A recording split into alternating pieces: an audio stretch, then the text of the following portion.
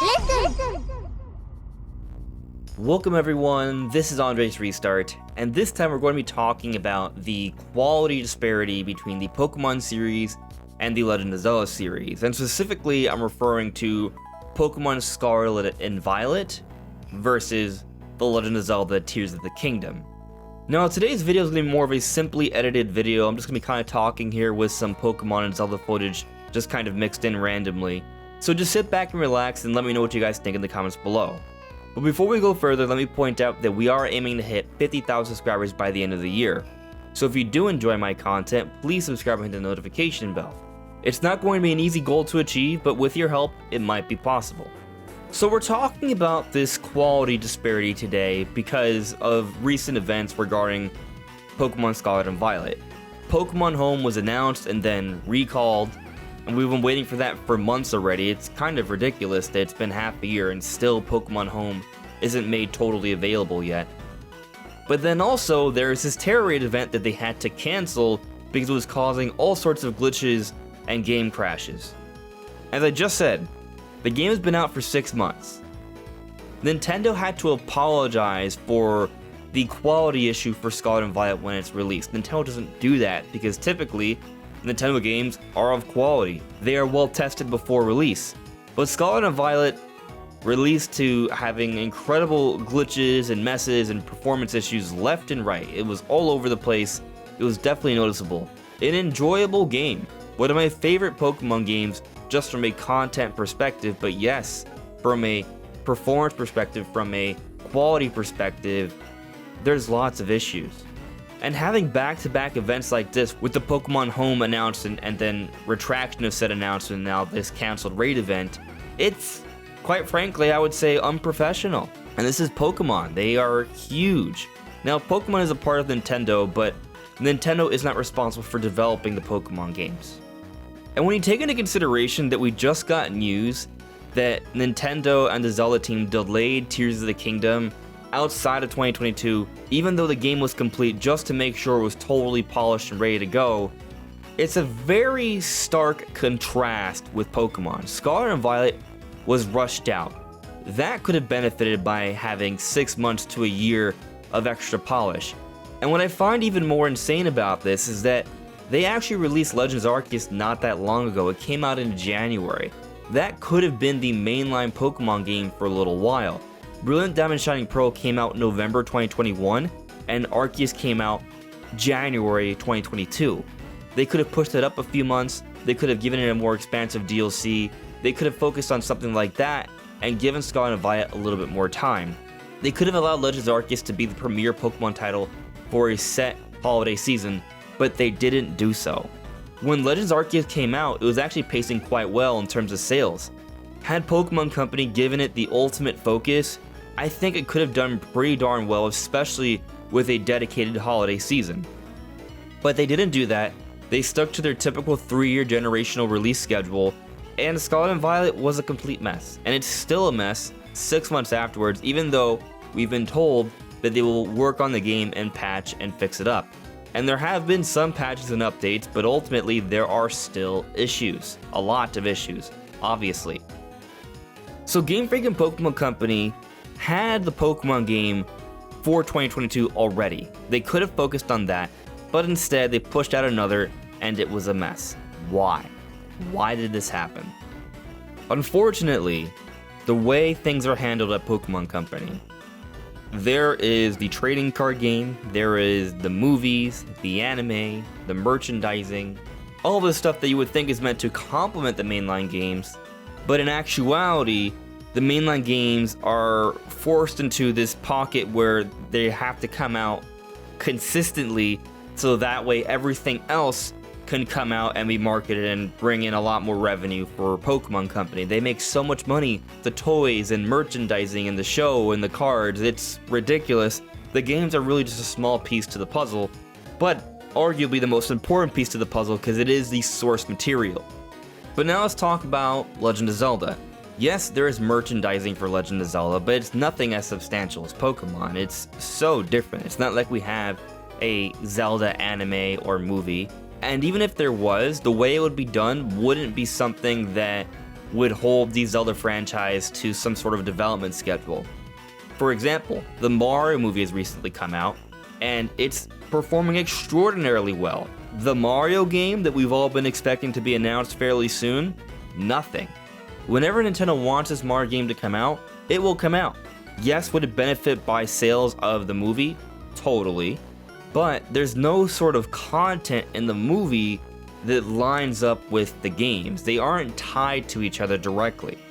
But anyway, going back to Zelda though, in contrast to the Pokemon series where we see annual releases for Pokemon, Zelda, it's not annual releases. Now, just to clarify something, Nintendo does like to give us something Zelda related every year. And when it comes to Pokemon, there are several Pokemon games coming out every year. We are talking about what the main development teams for these series are doing every year. We are getting content from Game Freak, the developers for Pokemon, every single year. In contrast to the main Zelda team, it's like every 5 to 6 years. If there's a Zelda remaster or spin-off, those can happen, but they are made by separate teams. And there are a whole bunch of Pokemon games like Pokemon Mystery Dungeon, Pokemon Snap, Pokemon Tournament that are made by separate teams that are great, but those are spin-off titles. The main team comes out with something every year. So with Zelda, because Nintendo takes their time, they make sure it's polished, when we do get something new, it is something that is absolutely incredible. Tears of the Kingdom is in the conversation for one of the greatest games ever made. I am playing this game now and learning more and more about the game, and there are just things going on in this game that I just didn't think were possible. And I won't be spoiling anything here in terms of story, but in terms of mechanics, Nintendo's already sort of short off with the trailers, but seeing them in practice, it's just staggering. Being able to go from the sky to the depths, and everything in between. But then also having all of these unique side quests and quirky characters throughout the world, and some of which you can interact with in a lot of ways. You can literally carry Koroks and fuse them to structures that you can build, some of which you can fly around the entire world, or create mechanisms that do different things to the environment. And then there are other NPCs that you can carry around with a wagon on your horse, or ride into battle with others. There are skirmishes that happen in this game. There are characters that can travel alongside of you. You can be thousands of meters into the sky on one of the highest islands of the world, drop an item, then dive straight down to the bottom and pick it up. Items don't just despawn after a few seconds like most games. They stay in the world for a lengthy amount of time until they need to be refreshed by the blood moon. You can reverse the time of certain objects. You can phase through all sorts of terrain with Ascend. All the materials of the world can be interacted with in some way or another. And I'm not going to say anything about the story, except that what I've seen so far is pretty darn good. They've definitely improved on things over Breath of the Wild. So the point I'm making here is that the long development time has led to incredible advances of technology and the completion of a game that is just dense with content and minimal when it comes to glitches and issues. Do they exist? Yes. And with open world games in general across the board in the industry, they are more subject to glitches and issues because they are larger worlds. There's a lot to debug and test out and make run smoothly. It's a very tough challenge. And when it comes to Tears of the Kingdom, one of the largest open world games ever made that's perhaps more dense with content than any other game I've ever played or experienced, the level of quality is staggering, and the amount of new things that are coming together in terms of what we're experiencing is also bewildering. It's just straight up impressive. And then meanwhile, Pokemon Company is coming out with a game every single year, rushing Game Freak to come out with these games, and with Scarlet and Violet, while it was an exciting Pokemon game with good ideas, it is just broken in so many ways, and we're still seeing issues now 6 months later. It's a stark contrast. Now the big difference here is that, sure, maybe Tears of the Kingdom somehow even passes Breath of the Wild sales. Maybe it gets to 35 million. I think that's possible. Maybe not, but let's just be optimistic here and say that it does. We still have Pokemon Company coming out with a game every year, at least one game per year in terms of the mainline series, and at worst they sell 10 million, but a number of them are in the 15 to 20 plus million range. Even if Tears of the Kingdom will outsell every single Pokemon game, because there's a Pokemon game that comes out every year, from a business perspective, it just makes more sense for them to come out with a game every single year. If they're going to continue to sell like this, what's going to stop them? Some will call for a boycott of the Pokemon games, but I just don't think that's going to work out. There was this huge boycott for Sword and Shield, yet Sword and Shield is still one of the best-selling Pokemon games of all time. I don't think calling for a boycott is going to get this done, nor do I think that's fair for the developers that work so hard on these games. It's not like Game Freak doesn't work hard. They do. They have lots of great ideas. They do make quality gameplay. It's just a quality issue because of how much of a workload they have and how much they need to get done in a short amount of time. What I think could help is simply talking about it, like this, making the issues known.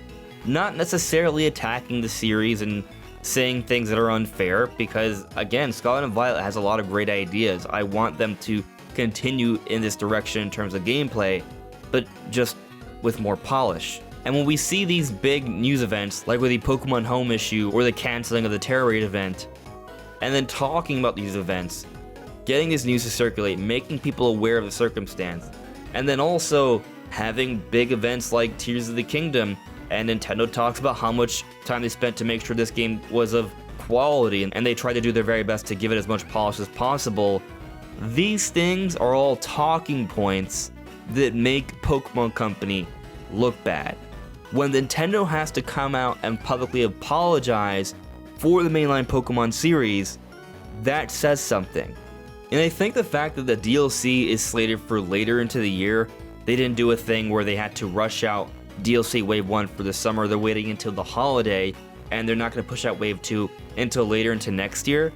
This feels like Pokemon Company trying to give Game Freak just a little bit more room to get the job done.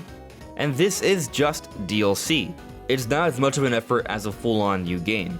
So I think this bodes well. Do I still think there's going to be another mainline Pokemon game probably coming out at the end of 2024? Yeah, I do. But with this DLC taking a little bit longer and being the main focus for this year's new content, at least it looks like we're trending in the right direction. But what do you guys think? Let me know in the comments below. This is Andre's Restart. Thank you so much for listening and watching. If you enjoyed this video and you haven't done so before, please consider subscribing and hitting that notification bell. But I'll see you all later. Take care.